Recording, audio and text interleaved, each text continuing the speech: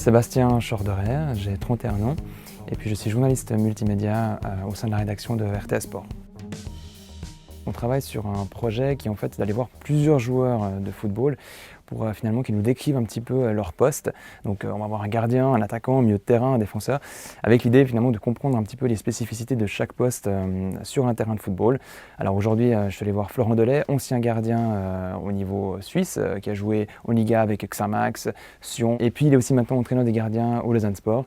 Et avec lui c'était l'occasion de revenir un petit peu sur sa carrière et de voir aussi les particularités du poste de gardien.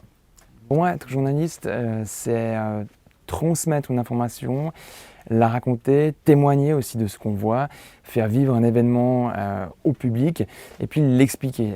L'expliquer de manière parfois aussi différente avec des chiffres. C'est ce qu'on essaie d'amener aussi au niveau sportif où les chiffres sont hyper importants. Il y a un élément quand même qui vous distingue par rapport aux autres. Pendant les 10 semaines de cours du CFGM, je travaillais sur d'autres sujets que le sport. Et là, c'était passionnant aussi de pouvoir travailler sur des sujets politiques, des sujets de société, et de me prouver aussi que je pouvais évoluer dans un domaine différent que celui du sport au quotidien. La formation du CFGM étant axée sur le transmédia, je me retrouve vraiment par rapport à ce que je fais au quotidien en tant que journaliste multimédia.